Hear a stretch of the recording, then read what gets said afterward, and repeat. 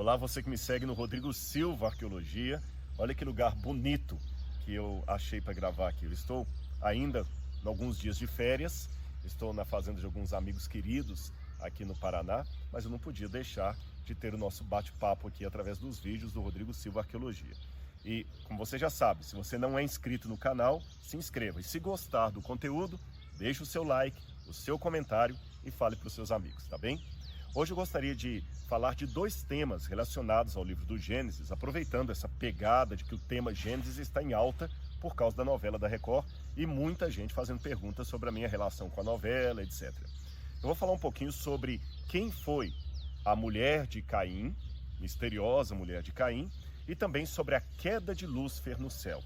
Outro assunto que promete dar muito debate, muito comentário, especialmente assim que a novela já for ao ar. Falando primeiro sobre Caim. A Bíblia fala que Caim matou seu irmão Abel, você conhece a história, isso será mostrado na novela. E depois que ele matou seu irmão Abel, Deus colocou uma marca em Caim, falando que ninguém deveria se aproximar dele com o intuito de matá-lo. E depois a Bíblia fala que Caim acabou indo morar em determinado lugar e depois acabou encontrando uma mulher e se casando com ela. Eu vou ler o texto bíblico para você. Gênesis capítulo 4, versículos 16 e 17. Depois que Caim matou Abel, a Bíblia diz assim: E Caim se retirou da presença do Senhor e habitou na terra de Nod, a leste do Éden. E Caim teve relações com a sua mulher, e ela ficou grávida, e deu à luz a Enoque. Caim edificou uma cidade e a chamou de Enoque, o nome do seu filho. Muita gente, quando lê isso na Bíblia, pergunta, mas vem cá, tem alguma coisa estranha aqui? Porque se havia na terra Adão, Eva, Caim e Abel. Caim mata Abel, ficam 3 pessoas no planeta Terra. Quem foi essa mulher que Caim encontrou para casar-se com ela? Até algumas pessoas ateias e descrentes da Bíblia que pegam isso como uma contradição do texto bíblico e colocam, olha, se a Bíblia estivesse falando a verdade, isso aqui é um absurdo, uma contradição, uma coisa que não faz sentido do ponto de vista literário. E como é que isso vai ser trabalhado na novela? Bom, em primeiro lugar, a novela vai contar com algo chamado licença poética. E eu vou abrir uma notinha de rodapé aqui para explicar a expressão licença poética, que muita gente já me perguntou, Rodrigo, olha, é bom você explicar isso aí. Licença poética é o seguinte, quando um autor, melhor dizendo, vai reconstruir de maneira romanceada, cinematográfica, uma história que já aconteceu, ele não tem todos os detalhes dessa história. Ele não tem todos os detalhes a respeito da vestimenta, da aparência das pessoas, dos diálogos, então ele tem que reconstruir isso. Por exemplo, a Bíblia fala que Abraão chegou no Egito, mas o discurso dele para Faraó e Faraó para Abraão é muito curto. Então você, para poder dar enredo, você tem que criar novos discursos que não estão ali. Isso é a chamada licença poética. Você também tem que colocar outros personagens que não estão mencionados no texto para dar sequência, para dar liga. Isso é normal, não é violar uma obra histórica, muito menos a palavra de Deus. É apenas para dar liga. A segunda forma que você tem de criar uma licença poética é quando você tem um silêncio do texto a respeito de determinada coisa, como acontece aqui com relação a Caim. Só mostra Caim já encontrando uma mulher, então você tem que criar um argumento cinematográfico, teatral, na narrativa, para você encaixar uma atriz que faça o papel da esposa de Caim. A licença poética ainda tem um outro desdobramento. Às vezes, nós temos a história pela história, ela é muito fria e ela está muito distante culturalmente de nós. Por exemplo, Abraão, quando teve o seu primeiro filho, ele era muito, muito idoso. Se você colocar Abraão, melhor dizendo, Abraão e Sara como 2 velhinhos mesmo, fica uma coisa meio sem sentido. Às vezes tem que colocar um Abraão um pouco mais jovial. Não é uma mentira. Fique claro que não é uma mentira. É uma forma de adaptar a história para os dias atuais. Por exemplo, suponhamos que num caso de amor no Oriente Médio, jamais um homem andaria de mãos dadas com uma mulher na rua. Mas se eu não criar numa novela uma cena do casal andando de mãos dadas, o telespectador não vai entender que é um casal. Então, às vezes, você acaba colocando um gesto que não é típico da época. Perceberam? Porém, foi procurado dirimir a novela de qualquer tipo de anacronismo, de qualquer coisa que fosse artificial. Então evitando-se gestos, usos e costumes que não fossem próprios da época. Cada detalhe foi estudado. Bom, isto colocado, vamos à mulher de Caim. Será que realmente é um erro bíblico? Será que o autor do Gênesis, Moisés, estava escrevendo ali, escorregou e colocou uma mulher ali, não percebendo que isso era uma contradição com a história dele? Não.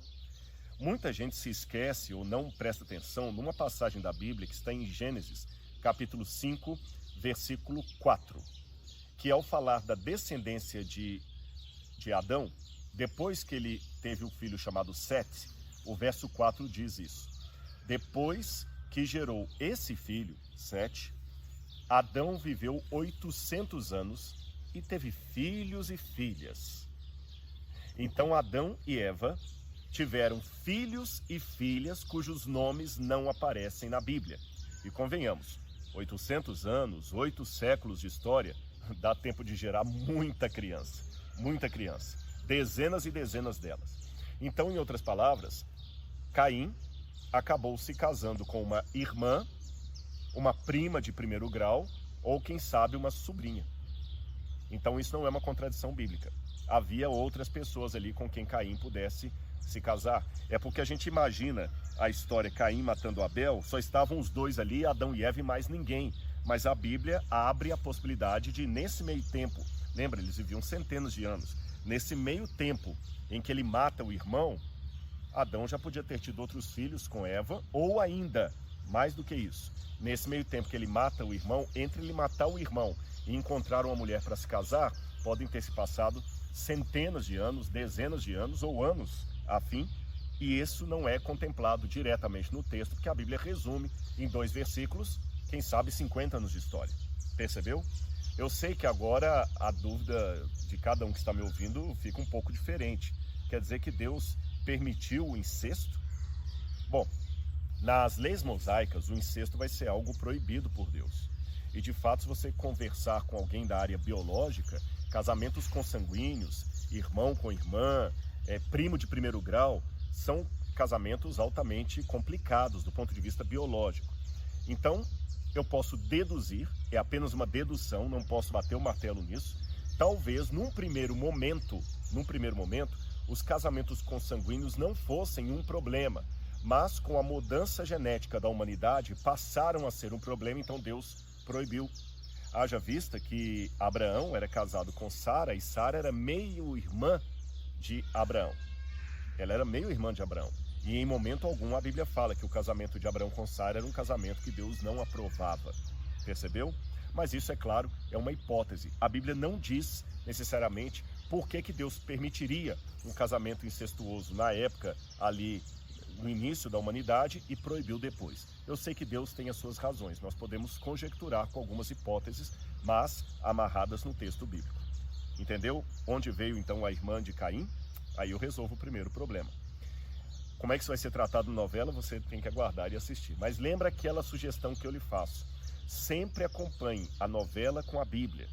Procure ver assim, escuta, esse personagem está, não está? O que eles acrescentaram aqui ou não? E aí, antes de responder a segunda pergunta, eu sei que alguém pode colocar assim, Rodrigo, porque como eu falei, na internet tem os dois tipos de argumentação. Tem gente que está batendo palma, parabenizando por eu estar ajudando a novela da Record, e tem gente que está achando isso abominável, uma mistura entre luz e trevas. Rodrigo, eu não preciso de novela para ler a palavra de Deus. Deixa eu explicar para você uma coisa muito rápido para você entender. As pessoas mudaram os modos de compreensão delas. E muitas pessoas, especialmente da geração Y, da geração G, dessa geração atual, os millennials, eles têm modos de raciocínio e compreensão diferentes dos mais antigos. Eu vou dar um exemplo para vocês. Vou confessar aqui de primeira mão na internet que eu detesto, de certa forma, não sei se essa é a palavra mais correta para utilizar, ser um youtuber. Eu não me sinto youtuber. Não fui preparado para ser um youtuber. Não fiz faculdade disso. Eu não tenho paciência com tecnologia. Mas por que eu continuo fazendo vídeos toda semana e colocando aí no meu canal? Por uma questão muito simples. Em primeiro lugar, porque Deus abençoou que o canal está chegando a quase 900 mil inscritos, sem a gente fazer nenhum esforço de marketing para isso. E em segundo lugar, porque eu senti que pode ser uma forma de Deus atingir pessoas com um vídeo do YouTube que não seriam atingidos por outra forma. Quem está me assistindo que tem menos de 16 anos ou que tem filhos com menos de 16 anos sabe o que eu estou dizendo. Muitos jovens, eles não vão ler os livros que eu escrevo, mas eles vão assistir os vídeos que eu produzo.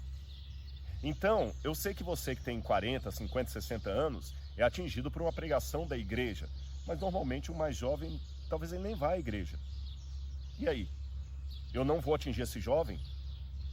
Eles não vão ler um livro dessa grossura, mas eles vão ver um vídeo na internet. Aí eu não vou colocar vídeo nenhum e vou deixar apenas que o youtuber que ensina imoralidades e coisas contra Deus venha à baila e conquiste os jovens, não. Então, a gente tem que pescar com várias iscas. É outra ilustração que eu estou usando. No vídeo anterior eu falei que eu atiro com metralhadora, porque alguns tiros acabam pegando. Nesse eu vou falar, eu tenho que pescar com várias iscas. Tem pessoas que vêm através de um vídeo, tem pessoas que vêm através de uma pregação, tem pessoas que vêm através de um teatro. O importante é que elas venham. Quando o Mel Gibson lançou aquele filme A Paixão de Cristo, houve muita polêmica, muita gente detonou. Mas você sabia que aquele filme, A Paixão de Cristo, trouxe muitas pessoas para o Evangelho? O próprio ator que fez o papel de Cristo no filme do Mel Gibson, ele teve um depoimento muito bonito depois de como ele teve um encontro melhor com o Evangelho, com a Bíblia. Alguém pode falar, não, mas ele se converteu para a Igreja Católica. Gente, eu acredito o seguinte, a maior parte do povo de Deus não está na minha igreja. O povo de Deus é constituído dos sinceros que estão na minha religião e dos sinceros que estão em todas as religiões. Não compete a mim julgar a ninguém, tá certo? E sabe, tem muita gente que gosta de criticar e fala que quer fazer crítica construtiva. Mas como disse uma vez alguém, é muito chato ouvir crítica construtiva de pessoa que não construiu nada. É lógico, a gente não pode brincar com as coisas sagradas e tudo, mas eu tenho depoimentos de pessoas. Aliás, um dos produtores que trabalhou com Mel Gibson, amigo meu, Terry de Benedicto, é um adventista do sétimo dia. E ele viu como as pessoas ficaram impactadas, por exemplo, com aquele filme Até o Último Soldado, eu não me lembro como ficou o título em português, contando a história de Desmond Doss, aquele adventista que foi para a guerra e salvou várias pessoas ali, e ele fiel à guarda do sábado, à religião dele, à fé dele, como aquilo impactou as pessoas. Aliás, o filme A Paixão de Cristo, do Mel Gibson, foi baseado no livro Desejado de Todas as Nações. Agora, é lógico que Mel Gibson, sendo um católico, no filme do Mel Gibson teve muitas cenas de mariologia. Aquelas cenas de Maria ali olhando para Jesus e o diabo até se afastando de Maria, aquilo ali é uma mariologia. Aquilo não está no livro Desejado de Todas as Nações. Então seria muita infantilidade eu querer agora colocar Mel Gibson como um presbiteriano autêntico para que os presbiterianos pudessem usar o filme dele como ponte para iniciar a conversa evangelística com alguém. Ou que os batistas quisessem que Mel Gibson fosse um batista fiel ou um adventista ortodoxo para que eu pudesse usar o filme dele para conversar com alguém. E para você não pensar que eu estou inventando métodos evangelísticos espúrios à Bíblia, eu tenho exemplos para você. Paulo e João. Vou contar rapidamente para não ficar muito longo isso aqui para você. Na cidade de Éfeso, onde morou o apóstolo João, viveu, mais ou menos 500 e poucos anos antes de Cristo, um homem chamado Heráclito. E Heráclito ensinava para todo mundo ali que as coisas do mundo, que o próprio mundo, tudo foi feito através de um agente divino chamado Logos. E que esse Logos, ou essa palavra, era responsável por tudo que veio a existir. E que nada veio a existir sem a ação do Logos, que o Logos era o fogo inicial, a luz que trouxe tudo à existência. João, quando vai escrever o Evangelho, ele aproveita justamente essa crença popular, somada ao fato dos judeus já terem a ideia, a doutrina de que Deus criou tudo a partir da sua palavra, do seu davar em hebraico, e João começa o Evangelho dele partindo do conhecido para o desconhecido. Ele começa usando praticamente as mesmas palavras de Heráclito. Ele fala assim, no princípio era o verbo. Até em grego as palavras são praticamente as mesmas que Heráclito usa, no grego. Enarren hologos, kai hologos en prostonteon. Parece Heráclito falando. É como se João dissesse, no início era o verbo, o logos. Heráclito estava certo. E o logos fez tudo o que veio a existir. Heráclito estava certo. Mas vou contar algo para vocês que Heráclito não contou. O Logos se fez carne e habitou no meio de nós. eu vou contar a história dele, seu nome, Jesus de Nazaré. Percebeu? Quando João se valeu da filosofia de Heráclito, ele não estava endossando 100% tudo o que Heráclito dizia, mas ele partiu do conhecido para o desconhecido para criar uma ponte de diálogo. O outro exemplo, Paulo em Atenas. Paulo não endossava a filosofia dos atenienses, tá certo? Muito menos Epimênides, que foi um homem que esteve ali em Atenas mais ou menos 500 anos antes de Paulo e convenceu os atenienses para aplacar a praga que estava acontecendo, que fizessem um altar a um Deus desconhecido.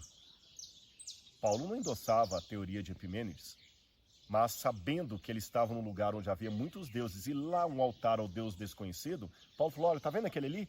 Foi esse que eu vim anunciar para vocês. Então, se assim é com Paulo e com João, por que hoje eu não posso pegar uma obra de cinema, de TV, de teatro, da literatura e usar como ponte? Repito, não para substituir a leitura da Bíblia, mas para introduzir as pessoas à Bíblia. Mas, Rodrigo, eu já li a Bíblia, eu não preciso de novela. Amém, parabéns para você nessa data querida. Mas tem milhões de pessoas no Brasil que talvez nunca leram uma parte da Bíblia e vão passar a ler a partir dessa dramaturgia. Entendeu por que eu tenho que atuar? Agora, é lógico que isso não significa, como no caso de Paulo e João que eu exemplifiquei, que tudo o que acontecer na novela está exatamente como eu acredito, como eu penso. Houve muitas sugestões que eu dei ali para os atores, para os autores, para a direção. Os próprios autores às vezes escrevem de um jeito, mas a direção pede outra. Mas naquilo que compete ao trabalho de consultoria histórica, tudo foi seguido, tá bom? A questão da queda de Lúcifer no céu é uma questão polêmica. E eu vou mostrar para vocês. Muita gente está perguntando, que já viu no trailer lá, o diabo caindo e os dinossauros morrendo, como é que é isso? Eu vou explicar para você. Essa é uma ideia, eu particularmente não faço parte daqueles que acreditam nisso, tá certo? Mas há essas duas vertentes no cristianismo. Vou apresentar as duas e você escolhe qual que você quer acreditar, tá bom? Existe uma ideia chamada Gap Theory, ou teoria da brecha, teoria do intervalo. Essa teoria acredita que Gênesis capítulo 1, versículo 1 e 2 tem um intervalo entre os dois versos, que diz assim, no princípio criou Deus os céus e a terra. A terra, porém, era sem forma e vazia, havia trevas sobre a face do abismo. Então eles leem o seguinte, esse no princípio criou Deus os céus e a terra era perfeita, bonitinha. Mas alguma coisa aconteceu que a terra se tornou caótica. O que aconteceu? E só depois que a terra se tornou caótica, que Deus falou, haja luz, e começou a criar a semana da criação. Então, segundo essa teoria do intervalo, da brecha, Deus criou o mundo com seus seres, houve uma destruição desse mundo, e na semana da criação de Adão, Deus, na verdade, recriou o mundo. Ou ele começou a criar o mundo novamente, o mundo que tinha sido destruído nessa queda, que muitos pensam ser a queda de Satanás. O primeiro que colocou essa teoria foi um homem chamado Thomas Chalmers. Ele viveu no final do século XVIII e início do século XIX. O Chalmers, ele tinha lido muitos livros de geólogos na época, como James Hutton, por exemplo, que diziam que a Terra, enquanto rochas e fósseis, que a Terra teria milhões e milhões de anos. E naquela época os teólogos se valiam muito da cronologia do bispo Asher, que dizia que a Terra tinha em torno de 6.000 anos. O próprio Asher dava até a hora que Adão foi criado. Foi no ano 4004, 3 horas da tarde, numa sexta-feira. A sexta-feira a Bíblia fala, mas a hora que Adão foi criado, ele colocou até a hora, 3 horas da tarde, do ano 4004 a.C. Então muitos teólogos valiam disso. Aí James Hutton, com outros geólogos, Lyell, por exemplo, começaram a dizer, não, a Terra tem milhões de anos. Então Chalmers percebeu ou achou que ele podia fazer uma harmonização entre os geólogos e o texto bíblico. O que ele percebeu ou pensou?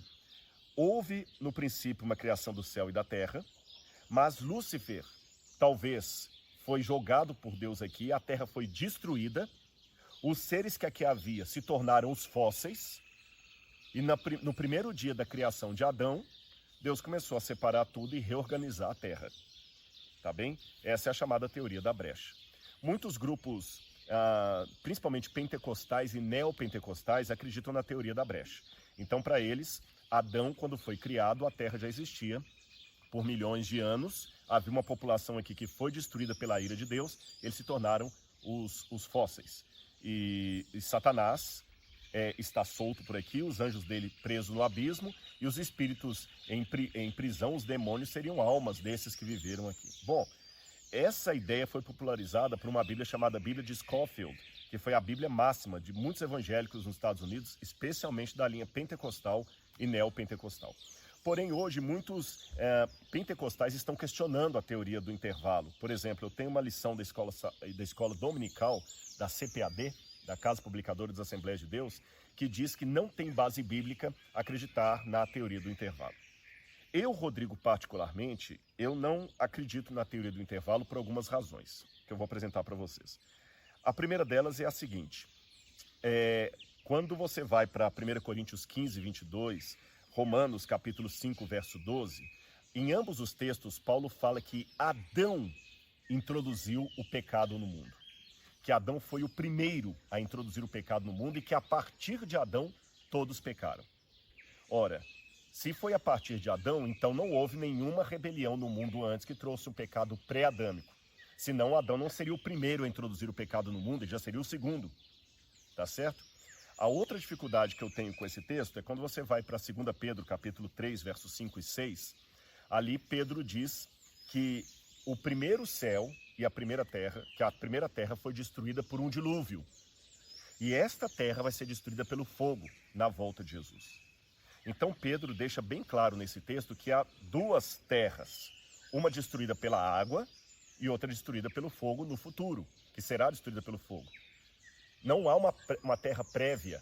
Então esse silêncio de Pedro, de uma terra pré-adâmica, também conspira contra isso, tá certo?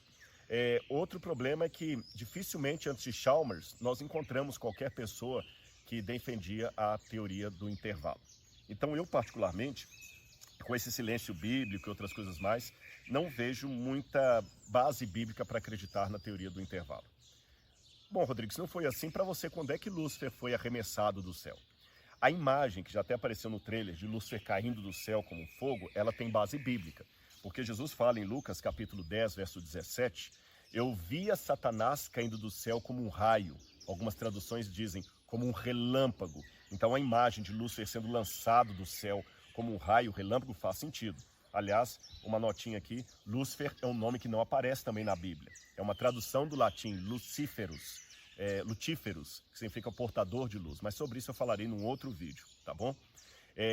Aliás, o nome diabo, que é um dos apelidos do anjo caído, diabo significa em grego justamente isso, diabalos, balus. Balus, dia, através de, balus, lançado, arremessado. Da palavra balus, vem a palavra balística, bala de revólver, tá certo? Aquilo que é arremessado. Então, diabalos, aquele que foi arremessado através dele. Então, ele realmente foi arremessado do céu como um raio, como um relâmpago. Agora, quando isso aconteceu? Bom, se Jesus diz, eu via Satanás caindo do céu como um raio, então isso pode ter sido da queda dele. Como ele tentou Adão e Eva já na forma da serpente, esse arremesso dele do céu deve ter acontecido antes disso. Só que, quando eu vou para o livro de Jó, no comecinho do livro de Jó ali, diz o seguinte, quando os filhos de Deus foram comparecer perante o Senhor, veio também Satanás entre eles. A linguagem de Jó ali, que eu posso explicar num outro vídeo, é uma linguagem toda jurídica. Então ele ainda tinha acesso ao céu na época de Jó. Por que ele tinha acesso ao céu se ele foi expulso de lá? A interpretação que a gente tem é o seguinte, quem deveria ser o representante da terra nas celebrações, nas convenções celestiais? Resposta certa? Adão e Eva, certíssimo. Mas quando Satanás, a serpente, convenceu Eva e depois Adão a comerem do fruto proibido, foi mais do que desobedecer a Deus. Eles passaram a jurisdição do mundo para as mãos do diabo. O diabo passou a ser o dono desse mundo. Por isso que ele ia ao céu na época de Jó como representante do mundo. E você pode falar, Rodrigo, mas isso não é justo. Realmente. Se houver algum advogado me assistindo, ele vai concordar com o que eu estou dizendo. Há muitas coisas que não são morais, porém são legais. Imagine, por exemplo, um camarada que matou os próprios pais, tendo o direito de sair no dia dos pais na saidia da cadeia. O próprio juiz que está assinando a saída dele não acha justo ele sair da cadeia no dia dos pais, sendo que ele matou seu pai e sua mãe. Mas legalmente ele tem o direito. Então há coisas que não são morais, porém são legais. O diabo não tinha o direito moral de comparecer perante Deus, mas ele tinha o direito legal, porque ele tomou a terra de Adão e Eva. Aliás, Jesus mesmo, certa vez, referindo-se ao diabo, falou assim: vem aí o príncipe deste mundo, e ele não tem parte comigo. Para Jesus, chamar o diabo de príncipe desse mundo é porque ele realmente estava com o príncipe desse mundo, o soberano.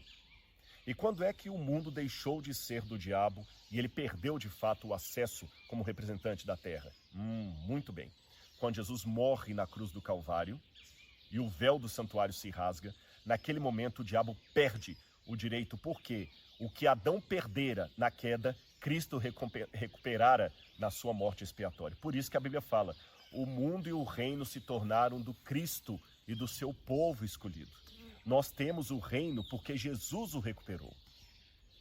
E depois que Jesus ascende aos céus, aí acontece Apocalipse 12. Porque Apocalipse 12 mostra uma mulher grávida para dar à luz, e a maioria dos comentaristas e exegetas acreditam que essa mulher representa o povo de Deus que dá à luz ao Messias.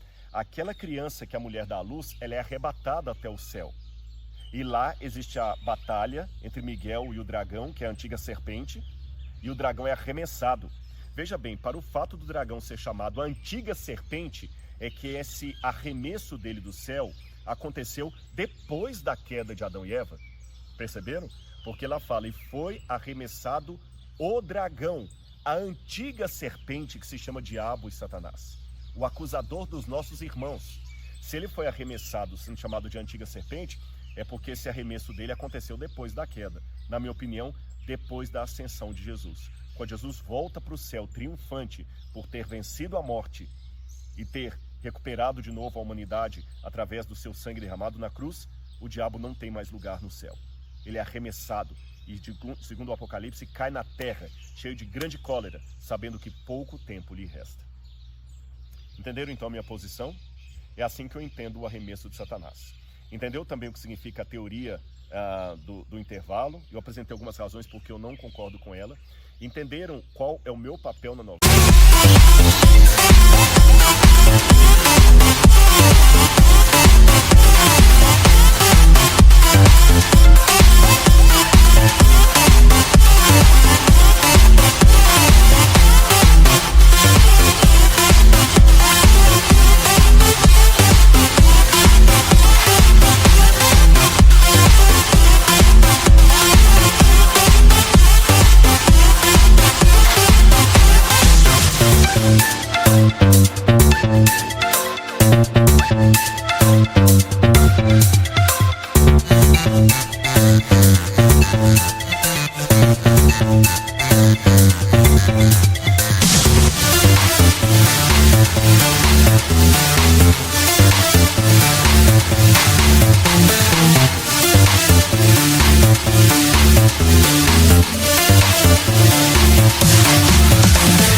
Já falei, eu não escrevi a novela, não sou editor dela. E um detalhe final.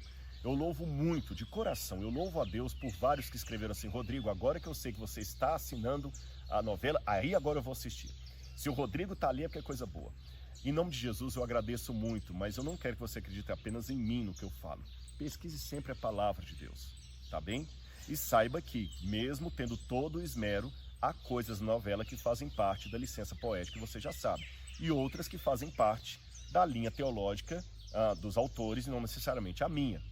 Mas aí é simples: assista e compare com a Bíblia. Rodrigo, mas eu já sou crente, eu não quero ver novela porque não é isso que eu vou levar para a Bíblia. Tudo bem, então faça como Paulo e como João, em Atenas e em Éfeso.